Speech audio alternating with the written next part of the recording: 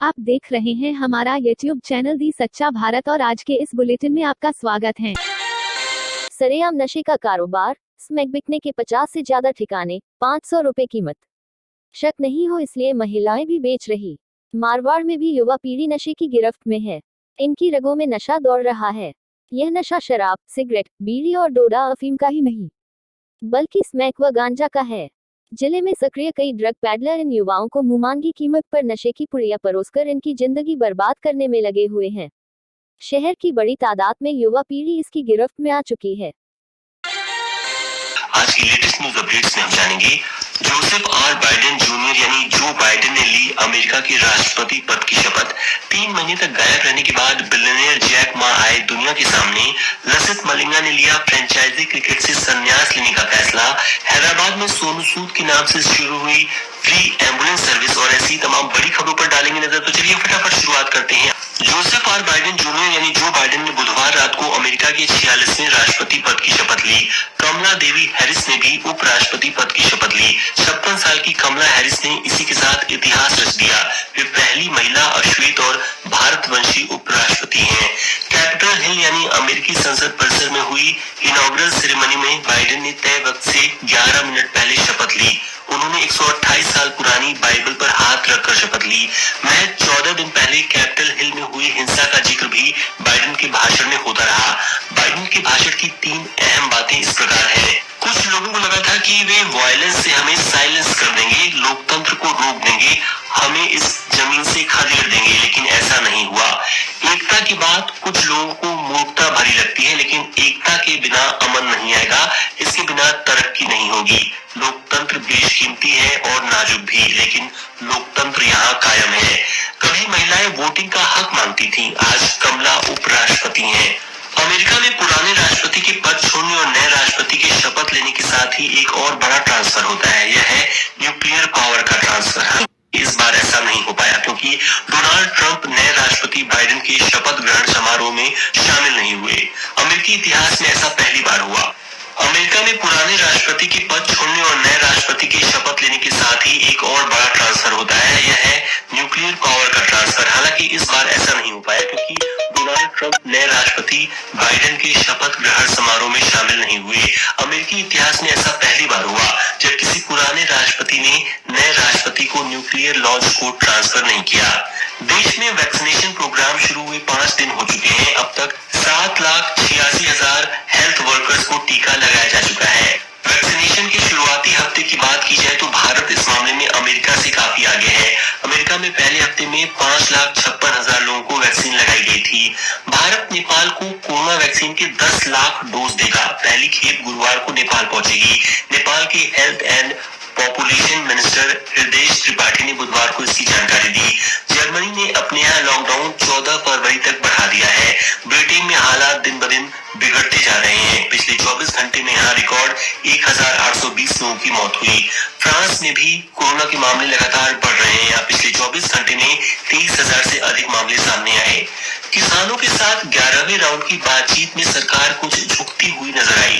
केंद्र ने बुधवार को किसान नेताओं को 2 प्रपोजल दिए।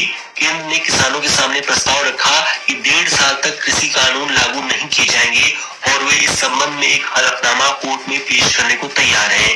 इसके अलावा एमएसपी पर बातचीत के लिए नई कमेटी का गठन किया जाएगा।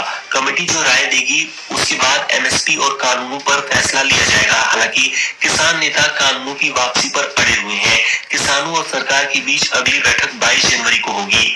इस बीच जस्टिस एस ए बोबडे की बेंच ने कहा, किसानों की ट्रैक्टर रैली या किसी प्रदर्शन के खिलाफ सरकार की अर्जी पर कोई आदेश जारी नहीं करेंगे। हम पहले ही कह चुके हैं कि इस बारे में पुलिस को फैसला लेना है।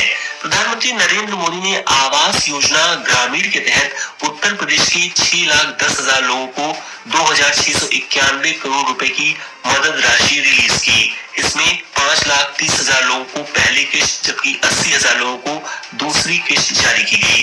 मोदी ने योजना में शामिल 5 लोगों से वीडियो कॉन्फ्रेंसिंग के जरिए बात भी की। मोदी ने कहा कि यूपी में योगी सरकार आने से कामकाज का तरीका बदला है।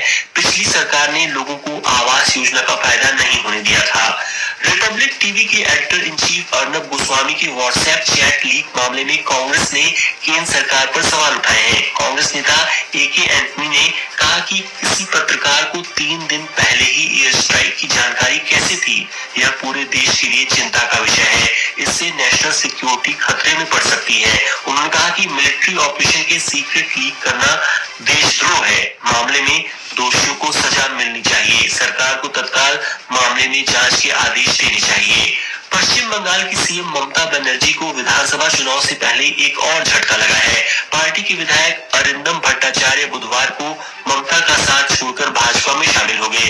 वे 3 साल पहले कांग्रेस से तृणमूल कांग्रेस में आए थे। स्पेन की राजधानी मैड्रिड के मध्य क्षेत्र में बुधवार को एक रिहायशी इमारत में गैस रिसाव के कारण विस्फोट में कम से कम 4 लोगों की मौत हो गई। मैड्रिड आपातकालीन सेवा ने एक ट्वीट में कहा कि विस्फोट में कम से कम 11 लोग घायल हो गए, जिनमें से एक गंभीर रूप से घायल है। अमेरिका के प्रेसिडेंट जो बाइडेन की टीम में भारतवंशियों को अहमियत दी जा रही है। इसका अंदाजा इसी बात से लगा सकते हैं कि 13 महिलाओं समेत भारतीय मूल के 20 लोगों को नई सरकार में काम करने का मौका मिला है। इनमें से 17 को व्हाइट हाउस एडमिनिस्ट्रेशन में जगह दी गई है। फिलहाल इन सभी को नॉमिनेट किया गया है। इनकी नियुक्तियां औपचारिक रूप से सीनेट द्वारा की जाएंगी। अब सुनते हैं बिजनेस वर्ल्ड की लेटेस्ट न्यूज। जो बाइडेन की चुनाव जीतने से लेकर शपथ ग्रहण से पहले तक अमेरिकी शेयर बाजार में रिकॉर्ड तेजी आई है। ग्लोबल रिसर्च संस्था CFRA के मुताबिक इस दौरान S&P 500 इंडेक्स 13% चढ़ा। अमेरिका में राष्ट्रपति चुनाव के नतीजे आने के बाद से शपथ ग्रहण होने तक अमेरिकी शेयर बाजार में उछाल का यह अब तक का हाईएस्ट रिकॉर्ड है। दुनिया की 10वीं सबसे बड़ी इलेक्ट्रॉनिक्स कंपनी LG अब स्मार्टफोन सेगमेंट से निकलने की तैयारी कर रही है। कंपनी के एक अधिकारी के अनुसार कंपनी स्मार्टफोन कारोबार से हटने और बिजनेस हटाने समेत सभी पहलुओं पर विचार कर रही है।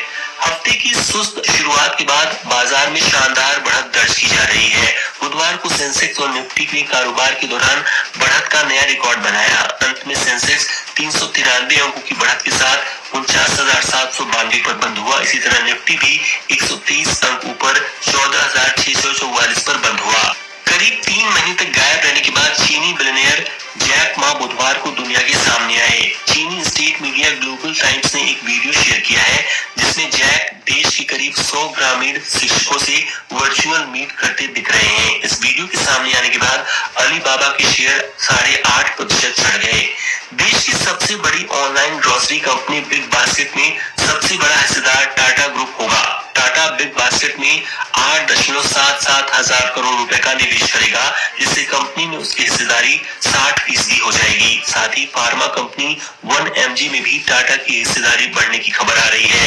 माना जा रहा है कि इससे टाटा ग्रुप की आने वाली डिजिटल सर्विस सुपर ऐप को बेहतर करने में मदद मिलेगी। अब सुनते हैं खेल जगत के मुख्य समाचार। इंडियन प्रीमियर लीग IPL के 14वें सीजन के लिए सभी टीमों ने रिटेन और रिलीज खिलाड़ियों की लिस्ट बुधवार को जारी कर दी। 8 IPL फ्रेंचाइजी ने इस साल कुल 57 प्लेयर्स को रिलीज किया है। राजस्थान ने तो कप्तान स्टीव स्मिथ को ही टीम से बाहर कर दिया। वहीं पंजाब ने बड़े हिटर ग्लेन मैक्सवेल को बाहर का रास्ता दिखा दिया। गाबा में टीम इंडिया की जीत पर दुनिया फिदा है। द ऑस्ट्रेलियन अखबार ने लिखा, टीम इंडिया के जादुई तूफान ने गाबा के किले को ढहा दिया। स्टार खिलाड़ियों ने बिना संघर्ष करती और चोटिल टीम ने फुल स्ट्रेंथ ऑस्ट्रेलियाई टीम को शिकस्त दी। न्यूयॉर्क टाइम्स ने लिखा, भारत ने ऑस्ट्रेलिया में नस्ल भेदी टिप्पणियां और गालियां भी सही। इसके बावजूद ऑस्ट्रेलिया को उसके घर में शिकस्त देकर उसका गुरूर तोड़ दिया। भारतीय क्रिकेट इतिहास की यह सबसे बड़ी जीत है। इंग्लैंड के पूर्व प्लेयर केविन पीटरसन ने टीम इंडिया को हिंदी में वार्निंग दी है। उन्होंने कहा कि भारतीय टीम अभी ऑस्ट्रेलिया के खिलाफ टेस्ट सीरीज जीत का जश्न मना ले। कुछ हफ्तों में असली टीम भारत आने वाली है, उसे भी हराना होगा। इंडियन प्रीमियर लीग IPL की मौजूदा विजेता मुंबई इंडियंस ने लीग में सर्वाधिक विकेट लेने वाले श्रीलंकाई तेज गेंदबाज लसित मलिंगा को रिलीज करने का फैसला किया था। इसके कुछ ही देर बाद महान गेंदबाज ने फ्रेंचाइजी क्रिकेट से संन्यास लेने की घोषणा की। अपने फ्रेंचाइजी क्रिकेट से रिटायरमेंट के फैसले पर मलिंगा ने कहा, परिवार के साथ चर्चा करने के बाद मुझे लगता है कि अब सभी फ्रेंचाइजी क्रिकेट से संन्यास लेने का सही समय आ गया है। स्वावलंबन फाउंडेशन और भगवान महावीर विकलांग सहायता संस्थान की ओर से बुधवार को जिले के मारवाड़ जंक्शन क्षेत्र में शिविर का आयोजन किया गया। इस शिविर में जिले भर के दिव्यांगों ने भाग लिया। शिविर का जनवरी तक किया जाएगा। इस शिविर में दिव्यांगों के लिए निःशुल्क कृत्रिम अंग बनाने का कार्य किया जाएगा, जिससे कि उन्हें राहत मिल पाएगी। आज 3 दिवसीय दिव्यांग उपकरण वितरण शिविर का आयोजन शुरू किया गया है, जिसमें कि भगवान महावीर विकलांग सहायता समिति और स्वावलंबन फाउंडेशन के सहयोग से ये मारवाड़ जंक्शन में रूपरंजन विहार में आयोजित किया जा रहा है, जिसमें कि दिव्यांगजनों को ट्राईसाइकिल, व्हील चेयर, कृत्रिम पैर और इसके साथ साथ कैलिपर और बैसाखी भी दी जाएगी। भोले भाले लोगों को पैसा दुगना करने का झांसा देकर उनके पैसे हड़पने वाला अंतर्राज्यीय गिरोह कोतवाली पुलिस के हत्थे चढ़ गया है। इस गिरोह की ओर से राजस्थान, गुजरात, बंगाल, दिल्ली व पश्चिमी बंगाल में के कई जिलों में धोखाधड़ी की वारदातें की हुई थी। पाली शहर में भी एक मेहंदी व्यापारी के साथ 3 लाख रुपए की धोखाधड़ी करने के बाद यह मामला उजागर हुआ और कोतवाली पुलिस ने इस गिरोह का पीछा कर इसे नई दिल्ली से गिरफ्तार किया है। पुलिस अब इनसे अलग अलग क्षेत्रों में की गई वारदात के बारे में पूछताछ कर रही है। करीब 10 दिन पहले प्राची ने एक रिपोर्ट दर्ज करवाई थी कि सोजत में वो इत्र बेचने का काम करता है और करीब 15 दिन पहले एक लड़का आया था। वो इत्र खरीदने के बाद ने उससे बातचीत की, दोस्ती की और उसको ये कहा कि हम लोग धन कुछ समय में दुगना करके देते हैं और अगर सस्ता सोने के गहने भी देते हैं, तो अगर तुम्हारे नॉलेज में कोई व्यक्ति हो जिसके पास में पैसा हो और उसको ये डबल करवाना है तो मुझसे संपर्क करना।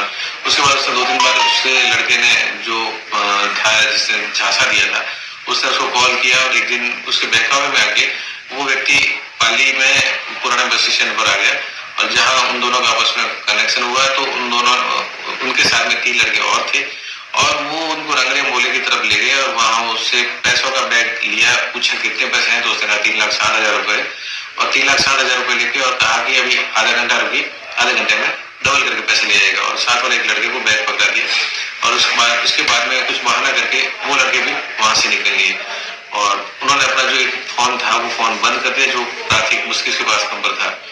घंटे पर तक उसने उनकी इंतजार किया लेकिन नहीं आए, तब वो थाने में आया और थाने में आने पर हमने मुकदमा दर्ज किया। मुकदमा दर्ज करने के बाद में कांस्टेबल जितेंद्र की सहायता से हमने सीसीटीवी फुटेज दिखाया, चेक करवाए तो ये 4 लड़कों के हुलिया और वो आया। उसके आधार पर हम लोगों ने और जो एक नंबर उन्होंने उसको कॉल करने के लिए लिया था उसके आधार पर हम लोगों ने उनकी तलाश की और तलाश करने के बाद में हमने उनको जोधपुर से दस्तयाब किया, जिसपे हमने उनको मुकदमे में गिरफ्तार किया है। पूछताछ की तो ये बड़ी गैंग है, करीब 8-9 लोग हैं, अलग अलग क्षेत्र में अलग अलग व्यक्तियों को टारगेट करते हैं। किसी को डॉलर के बदले सस्ता डॉलर देने के बहाने, जैसे 70 रुपए डॉलर की अगर मार्केट प्राइस है तो 1-2 डॉलर दिखाते हैं और डॉलर दिखाने के बाद में कहते हैं हमारे पास में खूब सारे डॉलर है और हम 30 रुपए में 35 रुपए में दे देंगे। तो व्यक्ति लालच में आ जाता है और उनको पैसे सौंप देता है और फिर वापस डॉलर देने के या पैसे डबल देने के बहाने वो वहां से खिसक जाते हैं। और ऐसे ही नए अपडेट पाने के लिए द सच्चा भारत चैनल को सब्सक्राइब कीजिए। धन्यवाद।